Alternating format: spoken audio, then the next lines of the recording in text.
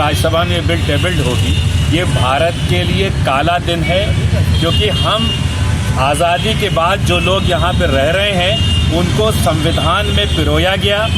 कुछ हमारा जब बंटवारा हुआ तो जो मुल्क मज़हब के हिसाब से अलग होना चाहते थे वो अलग हो गए। हिंदुस्तान के मुसलमान, हिंदू, सिख, ईसाई, जैन और पारसियों ने यहाँ इसलिए रहना तय किया क्योंकि ये मुल्क संविधान से चलना था। और आज ये जो सिटीज़न अमेंडमेंट बिल है ये संविधान पे अटैक है, संविधान के साथ कुठाराघात करने की कोशिश की जा रही है। और इसकी मजम्मत जिस तरीके से होनी चाहिए, जितनी शदीद होनी चाहिए उतनी शदीद इसकी मजम्मत होनी चाहिए। हमारी गुजारिश है सारी पॉलिटिकल पार्टियों से कि कल राज्यसभा में जब ये बिल टेबल्ड हो तो उनको अपना विरोध दर्ज कराना चाहिए, तर्क के साथ दर्ज कराना चाहिए। नंबर हो सकता है कि रूलिंग पार्टी के फेवर में हो, आप कुछ नहीं कर सकते, लेकिन हमारा डिबेट वहाँ पुरजोर होना चाहिए।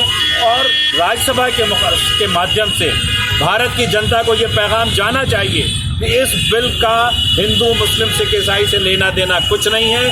गृह मंत्री वर्गलाने की कोशिश कर रहे हैं। गृह मंत्री जी का ये कहना कि हम मुसलमानों को छोड़ करके बाकी सबको यहाँ बुलाएंगे, वो सिर्फ वर्गलाने की कोशिश कर रहे हैं, बांटने की कोशिश कर रहे हैं भारत को दो टुकड़ों में, मुस्लिम और गैर मुस्लिम में। जबकि सीधे सीधे ये अटैक पूरे भारत पे है, भारत के संविधान पे है। और अगर ये संविधान ही नहीं रहेगा तो जो खदशा था लोगों को कि ये सरकार धीरे धीरे हिंदू राष्ट्र की तरफ ले जा रही है, तो वो खदशा अब हकीकत होते हुए दिखलाई दे रहा है। इसलिए सचेत होने की ज़रूरत है। भारत के तमाम नागरिकों को, चाहे वो जिस वर्ग से बिलोंग करते हों, उनको सचेत होना चाहिए, इकट्ठा होना चाहिए और सड़क से लेकर के संसद तक की लड़ाई जम के लड़नी चाहिए। मुझे लगता है ये एक तकरीबन दूसरी आज़ादी की लड़ाई के बराबर भी अगर मैं इसको कहूँ तो कम नहीं होगा। ये दूसरी आज़ादी की लड़ाई है, पहली में तो हम नहीं थे, दूसरी में हमको अपना होना दर्ज करा देना चाहिए।